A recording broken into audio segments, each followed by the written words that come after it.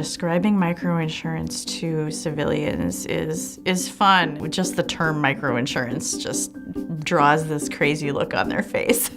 And so I tell them that we help governments and insurers and stakeholding entities in developing countries create insurance products for the low-income population, people who make like $2 to $3 a day. A lot of the people who are lower income in many countries are working really, really hard. They're entrepreneurial, they have their own businesses, they're very successful. It's just that they have very unique risks that they face, or they're in very unique locations, such as very remote rural areas where the traditional markets may not be able to reach them.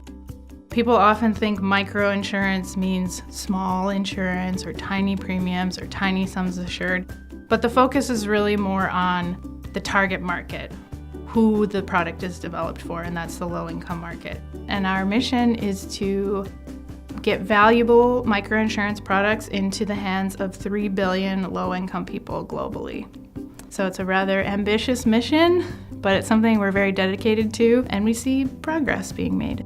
When you're thinking about economic development in countries, insurance is an important piece of that. It's not the one-all solution, but it's an important piece of that. And so you need to think about how people manage their risks, how they cope with shocks, financial losses, and insurance is one way to do that. There's a lot of key challenges. In order to have microinsurance be successful, we recognize that the premiums have to be small and that the value for clients has to be reasonably big, relatively big, okay? But what we're not talking about is simply reducing the premium, reducing the coverage. That's not microinsurance. Microinsurance requires us to create new ways of marketing to people. We have to work with the insurers to develop very simple products. So we make everything really super simple. So now, if you get a good microinsurance policy for life, it covers you if you die, period. Not if you don't die by suicide or don't die by bombs or by theft or something else. If you're dead, you're dead, and it pays that. We're trying to prove that insurance is something that you can trust.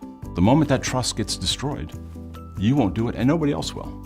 3 billion is rather optimistic. It's a high goal, but only by working in this manner where we do advocacy work and teach others how to do it are we going to be able to reach 3 billion.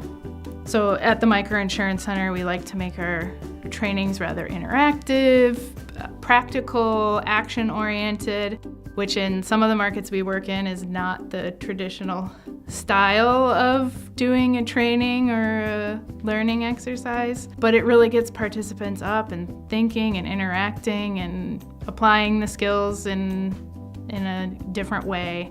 We're always focused on that the end user of insurance, the smallholder farmer, the business owner, the individual. That person who is looking to cover a unique risk that is not covered today.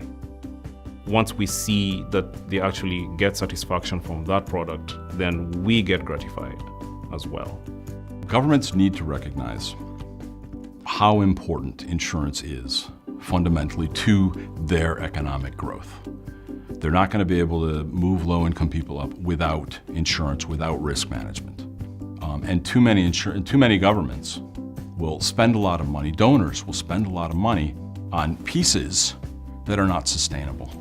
And so we need, as governments, as insurers, to expand this market with professional products, not just government giveaways, but professional products in a way that can be efficient, that can provide a business case, and can help these low-income people to move up.